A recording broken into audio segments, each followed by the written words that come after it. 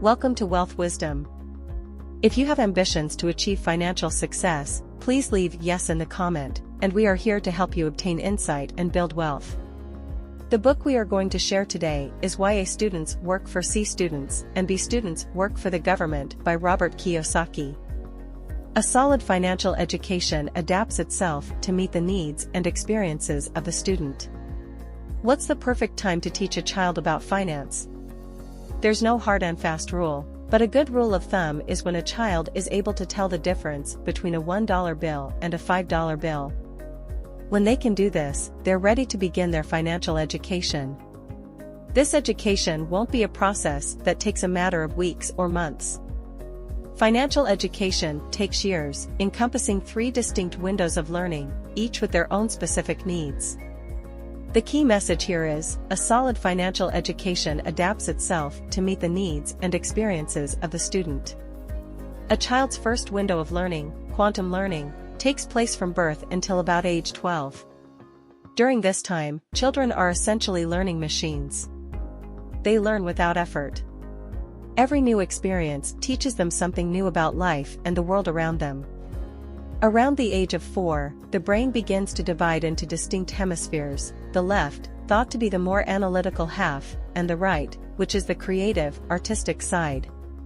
Most children will end up favoring either the left or the right hemisphere. Parents can take advantage of this change by educating their children on finance through games like Monopoly. Games engage both the left and right hemispheres, so no matter what side your child favors, their learning centers will be stimulated and engaged. Once a child turns 12, it becomes harder to learn fundamental skills like languages. At this age, the process transforms into a stage of rebellious learning. The child wants to make their own decisions and learn what they want to learn. Unfortunately, they aren't always aware of the consequences of their decisions, and this can get them into trouble. It's a critical time that can test any parent-child relationship, but you can still educate them effectively. One tip is to make them aware of potential consequences by openly discussing your own financial concerns when they occur. The third window of learning, professional learning, takes place in young adulthood when they're getting their first taste of the real world. They'll build on the lessons they learned from childhood and apply them to their own lives. This is the time when we find out whether or not we've chosen the right career path. If it isn't a good fit, now is an excellent time to change direction. But what is the right career? How can you help your offspring pick the right path? Find out in the next chapter. Before we continue, if you are interested in this topic, please consider subscribing and give us a thumb up. Let's continue. Finding your place in the cash flow quadrant is more important than choosing a specific profession. While it's important to choose the right career, the specific profession you choose isn't really the most important decision you'll need to make. What is more important is deciding where you want to work in the cash flow quadrant. Finding the quadrant that's right for you isn't something that's taught in school. But it may be one of the most important decisions you ever make. The key message here is, finding your place in the cash flow quadrant is more important than choosing a specific profession. There are 4 income quadrants, each of which is delineated by a letter. E is for employee. This is where most people find themselves. S is for small business, or self-employed. That can mean anyone who works for a commission or fee, like doctors and lawyers. B stands for big business, entrepreneurs like Steve Jobs who start companies that employ hundreds of people. Finally, I stands for investor, financial geniuses like Warren Buffett. Passive investors who invest in pensions and 401(k)s aren't included in the I category. The school system prepares kids for a life in either the E or the S quadrant. They're taught to study hard to get a good job with a steady paycheck. Unfortunately, these 2 quadrants also shoulder the heaviest tax burden. It's those in the B and I quadrants who legally pay little or no taxes. Real financial independence is only achievable in one of these 2 quadrants. Part of the problem with the educational system is that it trains students to be specialists in a particular field. This may help guarantee success in the E and S quadrants, but reaching the top of the B and I quadrants requires a different skill set. Successful entrepreneurs and investors need to be generalists, not specialists. In school, your grades reflect how well you've mastered a given subject. It's a world of absolutes, right or wrong, pass or fail. Students tend to become specialists, working in the E or S quadrants. Students who get CS may have talents in other areas that allow them to see the bigger picture. And that's why we say that A students work for C students. Starting your career in one quadrant doesn't mean you have to stay there forever. It's possible to transition from one to another, especially as your professional learning curve gives you more insight into your strengths and weaknesses.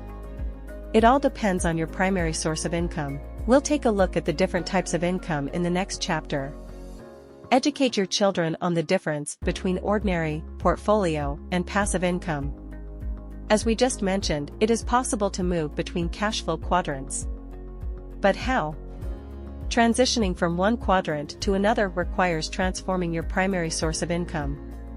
There are three types: ordinary, portfolio, and passive.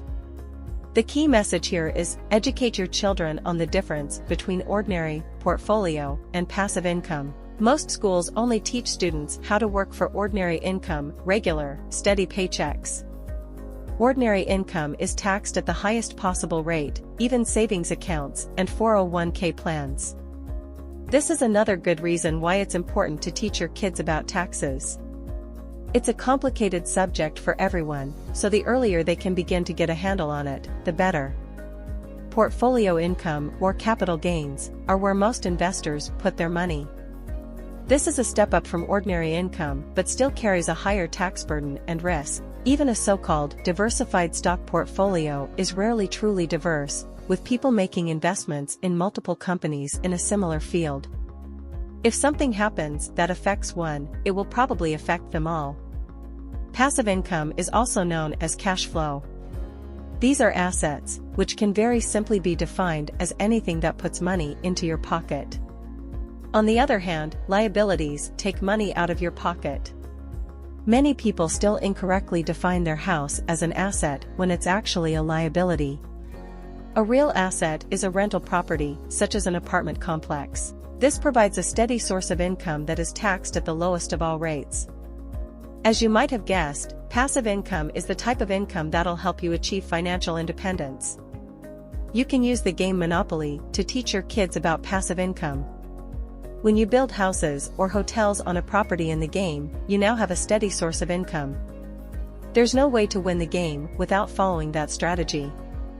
If you decide to hold on to your money and not buy properties, you're going to end up losing. Teaching your kids about the three types of income will give them a financial edge in the future.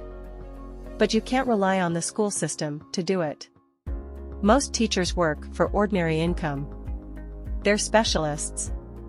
They may not even be aware there are three types of income. So it's incumbent upon parents to provide their children with this financial education. Financial education allows young people to feel a sense of control and security over their future. Without a financial education, many people leave school financially desperate. If they do find a well-paying job, they'll do anything to protect it. This is why so many CEOs are less concerned with the company they work for and more for their own golden parachute retirement packages. All this is a direct result of schools failing to meet one of our most basic needs, safety. The key message here is, financial education allows young people to feel a sense of control and security over their future. In 1943, the psychologist Abraham Maslow created the hierarchy of needs. His theory describes a pyramid with the most basic physiological needs at the bottom, things such as food and shelter. Only after those needs are fulfilled, Maslow suggests, can we move on to fulfill more advanced needs like safety, love, esteem, and self-actualization. Safety is level 2 of Maslow's hierarchy, and it includes employment, morality, property, and resources. By not providing a financial education, schools are failing to meet this need in their students, who graduate uncertain about their future and desperate to land a job. And desperate people resort to desperate measures. It's a common misconception that rich people are greedy. This is reinforced throughout school, with texts like Charles Dickens's A Christmas Carol that portray rich people as villains. In reality, it's desperation that drives people to become greedy. Desperation fosters a sense of entitlement that is antithetical to the true capitalist spirit. On the other hand, rich people can be exceptionally generous. So how can parents satisfy this need for safety through education? When it's time for them to enter the workforce, instead of urging your children to get a part-time job, encourage them to seek out opportunities. This could mean working for a mentor where they get paid in real-world experience instead of a paycheck. Or, finding a job in a fast food restaurant that allows them to work in a variety of capacities, cashier, cook, janitor, on up to shift manager, and really study their business practices. At this point in their lives, amassing a wide variety of experiences can be more valuable than a minimum wage paycheck. These simple ideas can help give young people a sense of control over their financial future. It's only when we feel safe that we can move on to total self-actualization. Don't give your kids money. As we discussed in the previous chapter, desperation can foster a sense of entitlement in people. That sense of entitlement has become pervasive in our society. We have created a world where countless people believe they deserve something for nothing. That is not a lesson you want to pass on to your sons and daughters. And there is one simple thing you can do to help prevent your kids from developing an entitlement mentality. The key message here is, don't give your kids money. Whether they're rich or poor, some parents have a bad habit of trying to show their kids how much they love them with money. They'll buy their kids expensive athletic shoes, toys, eventually even cars. When this happens all the time, the kids grow up believing all they need to do is ask for something and they'll get it. If their best friend gets the latest high-end video game system, they think they deserve to get one too. Our schools aren't helping fight the entitlement mentality either. These days, when kids compete in school tournaments, everybody gets a trophy just for participating. What kind of lesson is that for children? That you're a winner just for showing up? Children need to understand exactly what money is. It's a means of exchange. That's it.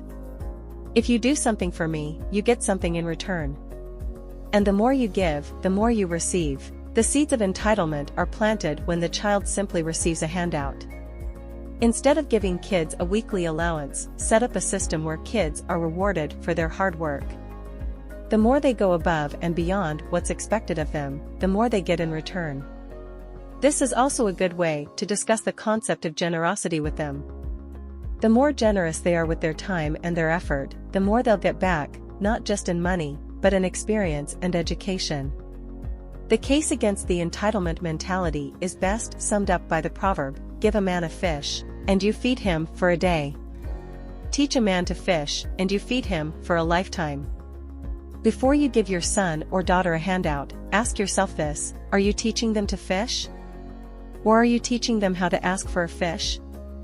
Teach your kids to know the difference between financial advice and financial education. Many common financial problems begin with the same root cause. People mistake financial advice for financial education.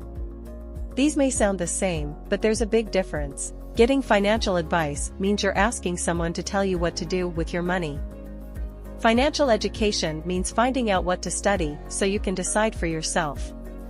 The key message here is, teach your kids to know the difference between financial advice and financial education. Whenever someone tries to tell you what you should do with your money, the first thing you should ask yourself is, what's in it for them? A financial advisor might try to persuade you to diversify your stock portfolio. But they don't really know which stocks will rise and which will fall. For that matter, they don't really care because they'll get a commission either way. A banker who urges you to save your money is angling for you to apply for credit cards and home loans. Banks don't make any money off of your savings. They make money off of your debt. In situations like this, all you are is a customer. Stockbrokers and banks are making a profit off of your financial ignorance. But a financial education allows you to keep their profit for yourself. The basis of any good education is learning its language, not only the words, but the relationships between them. For example, one of the most basic words in the language of money is income. If a person purchases an asset, such as a rental property, you can clearly demonstrate how the income goes up. By the same token, it's easy to see how a liability causes the income to go down. One of the most misunderstood words in the language of money is debt. Most of us have been taught from a young age that debt is bad, and we should do everything possible to avoid it. And yes, sometimes debt is a liability. But you can also use debt to your advantage. For example, if you take out a bank loan to purchase a rental property, the increased cash flow may not only pay back the loan but also increase your passive income. In that instance, the debt is an asset. The key to real education is the ability to see more than one perspective at the same time. Debt can either be good or bad depending on how it's used. Some might describe a millionaire as greedy, while others consider him ambitious. This is the skill we want to pass on to our children. Don't tell them what to do with their money, give them the tools they need to make those decisions themselves. That's the end of today's sharing. If you like our content, please give us a thumb up and share it with your friends. See you next time.